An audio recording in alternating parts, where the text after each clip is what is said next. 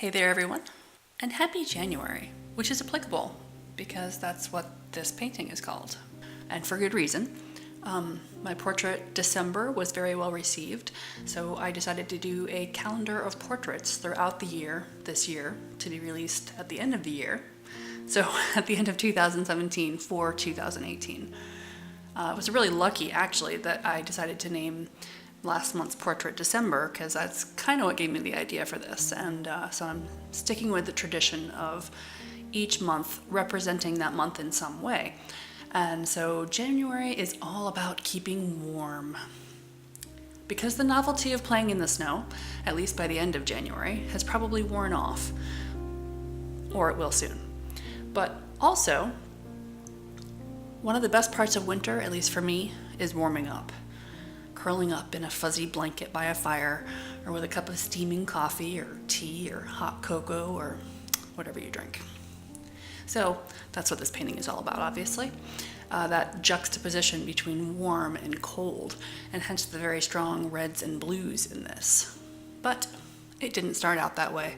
This, my dear friends, is the evolution of my painting. Also, ignore the crazy lady in the lower left corner of some of these frames. That would be me. And I was trying out a new way of streaming with full video and audio. I'm not sure if I'm going to keep it up because it was rather high maintenance. However, I may at the very least keep up the full audio, like most normal streamers, for questions and comments and tutorials and things like that. Oh, and this is the part where I plug my stream over on Twitch. If you'd rather watch these in real time at any point, chug on over there. The link is in my description, and if this is YouTube, on the screen. Unless, of course, this is Twitch, in which case, hi. So, this painting started out with one idea: warmth. I knew I wanted to have a girl wrapped up in a blanket by a fire. That was about it. However, you may have noticed that I'm a fan of adding something interesting through either the use of color or light to my paintings whenever possible. So I decided that I wanted her hair to be very strongly backlit by the fire. I wasn't sure of her hair color. It started out as a red-orange with some kind of purpley weirdness in there, but it evolved slowly into blonde. I think the change happened when I decided to add the blue window behind and to the left. Blonde hair was going to be better at showing off both the light from the fireplace as well as the moonlight coming in from the frosty outdoors. So the first fire was just a trial run, really. I settled on the placement of my fireplace, at least initially. I do go in and enlarge it later, and started painting in the room with some very warm tones. For painting the fire itself, I start out with a nice bright orange. I'm actually going to slow it down here a bit and go over how I paint fire, which I do with a lot of layers. When I know what I'm painting, I can put the whole thing down on pretty much one layer, or maybe two, one for the foreground and one for the background. One layer scares me, but it's something I need to try to get better about and do more often. Anyway, for flames and fire and glows and other incandescents, layers work so well, at least when you're building it up initially. Because the overlay and linear dodge layer styles are just so great at creating very striking glowing effects. So, first layer, bright orange, the basic shape of the flames. Second layer, lighter orange/yellow to create some slightly brighter flames. You're painting this within the fire that you painted on the previous layer, working your way inward toward the hotter, lighter portions. Then another layer with a slightly lighter yellow, painting closer and closer to the center of the flames, remember. Set that layer's blending mode to linear dodge. Then another layer with white and set to linear dodge or normal.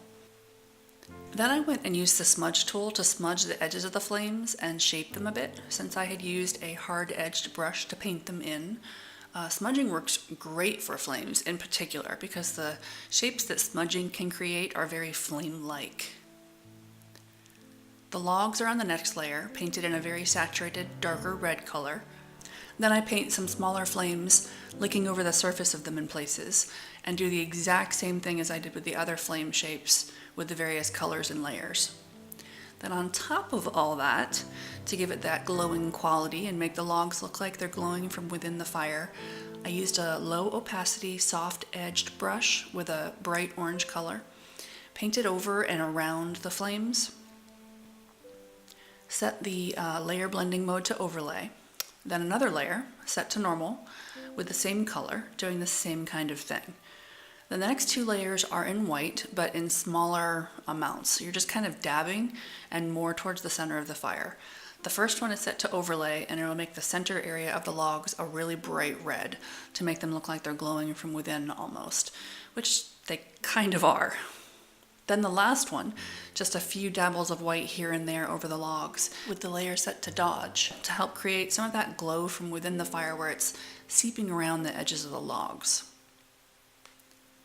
Around the fire, I painted in a darkish, orangish red to give it that glow.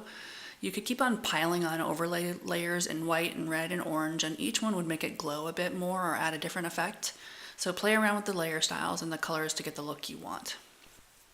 Just be careful with using the overlay tool too much because it can make your painting oversaturated or really bright in color.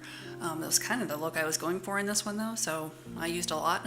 But if you're going for a more realistic fire, tend more towards the oranges probably than the reds, and use the overlay a little bit less and the linear dodge a little bit more. Then I went around and painted some smaller flames and some glowing coals and ashes around the periphery of the fire to add a bit more detail and variance. So here's where I decided to add the window. I was just playing with colors in the background, as you can see, and I decided I wanted some blue in there. That way I can have the two contrasting colors shining on her hair from each side and play up that whole warm versus cool theme that at this point I've decided I want to have. And yep, that's when I changed her hair to blonde. Then I work on her face and the lighting. I had some trouble figuring out exactly what I wanted to do with both the lighting on her face and her eyes. I drew about 5 versions of her eyes, which is why it kind of skips ahead through this part. At one point, you didn't need to see all 5 versions of her eyes, including some where you couldn't really see the irises at all, just lashes, because she was looking down at the book and reading. I finally decided on a version where she's looking up a bit more, perhaps to process something she just read in the book, or who knows. And with just that hint of a smile that I tried to give her. Seeing some of the eyes can help to connect with the viewer a little bit more, but I also wanted some of those reflections from the fire on her eyes as well. So that's why I decided to have them open a bit more. Then I'm working on the book, which is large like a storybook, even though I end up only putting words on it later on and no pictures. I kind of like the largeness of the book though. It's somehow comforting to me and reminds me of childhood, which is a safe and secure time in your life for most people. So everything I'm doing here is meant to play up on that contrast between warms and colds and play up on that feeling of comfort and warmth. Warmth despite the cold outside. Victory for warmth. I add some lighting effects on the pages of the book as well as to her hair, playing up that backlighting from the fire. Mind you, a good deal of this whole comfort and warmth thing I'm doing without thinking about it too much. This was a painting based on a feeling, warmth and comfort. So I do a lot of it by the seat of my pants, just feeling my way through it. But really, probably most of the best paintings are done this way.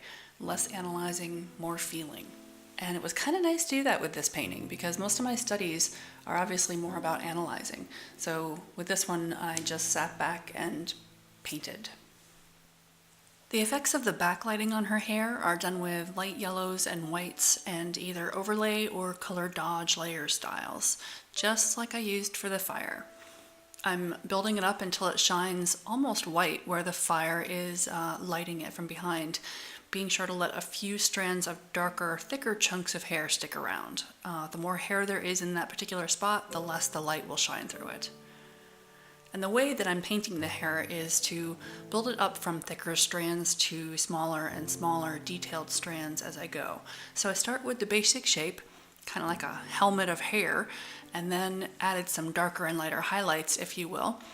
I probably could have done with a bit more variance as far as the angles of the hairs on this one. Looking back at it in retrospect, they're all kind of flowing the same way. But alas, we are our own worst critics, and I don't know about you, but I can always go back and look at my paintings afterwards and find something to change. And if I were to go change it, then I'd be able to probably go and do it again and again and again. At some point, it's just finished and we have to let it be. With the blanket, I painted in the basic shape and shadows first, then decided I wanted it to be furry.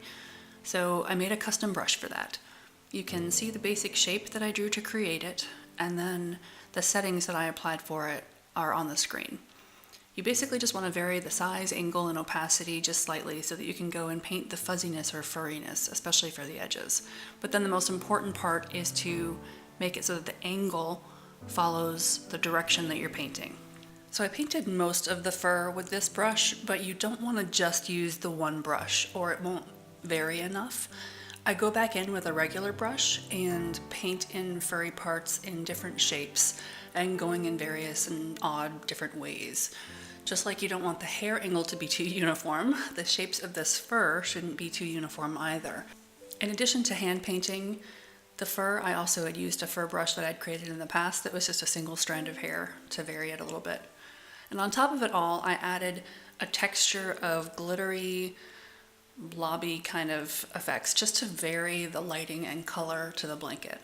And I did that to various different layers and things. And I kind of chose to overdo it a little bit on this one with the glittery kind of effect because I wanted it to have kind of a magical fantasy look to it. And I finished up by painting her leggings and adding a cup of steaming something next to her. And then I went back in and added the final touches. I added a bit of texture to various layers with brushes or images, and I set it at a very low opacity with a layer style of overlay. And I'll go back into that more in another tutorial probably because this one is starting to get long. One thing I do want to go over, however, are adjustment layers, because in this painting, they kind of changed the look of it a decent amount and really helped to enhance it, I think. I'll show you what I mean. On the left is the painting without the adjustment layers. It looks good, and it could definitely have ended here. On the right is the painting with the adjustment layers added. You'll notice the shadows have a lot more blues and purples to them, and I did this to kind of tie the style of this painting back towards the December painting, which had a lot of deep blue tones to the shadows, and indeed a lot of deep blue tones, period. Oh, and by the way, to create an adjustment layer, you click on the circle that's half gray and half white beneath the layers palette. It looks like this. It will then open the properties window where you can adjust various colors as well as tones of the image. You can make your shadows darker, lighter, more blue, more red, anything your little heart desires. You can make yellows more yellow or less yellow, or so they have more green to them or more red to them. Okay, you get the idea. If not, try making one in Photoshop and play around with it and you will see. So my adjustment layers were as follows. Selective color layer 1. I just looked back at it and it basically did nothing, so we're going to ignore that one. Selective color layer 2. And I do these selective color layers in multiple layers sometimes if I'm unsure of a change so that I can hide and display each layer separately to see if I like them.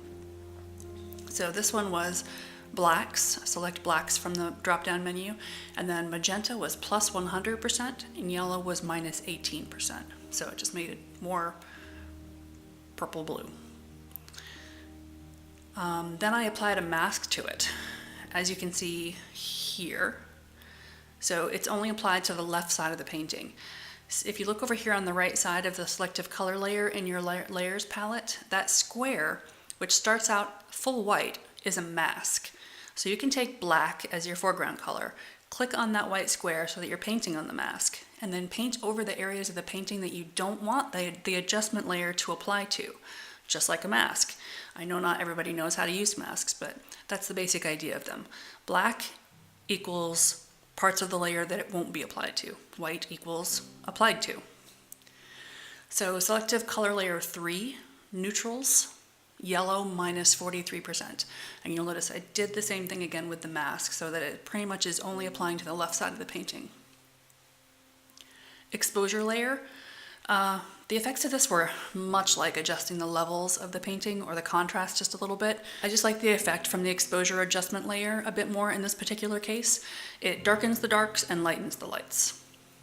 I then added a flare using filter, render, lens flare, and I really don't use this much, but I was kind of going for that magical glittery fantasy effect with this one, and I just felt like adding a lens flare. So filter, render, lens flare, and then set that layer to lighten and put it where the blue shine on her head is the most intense. And that's about it. So hopefully it helps some of you out there, and if so, please hit that like button if this is YouTube or Facebook, and subscribe to my channel no matter where you're viewing this if you want to see more. I would love to hear your comments about the painting and this tutorial, or just life itself, really. So feel free and add those as well. Have a great day, and thanks for watching.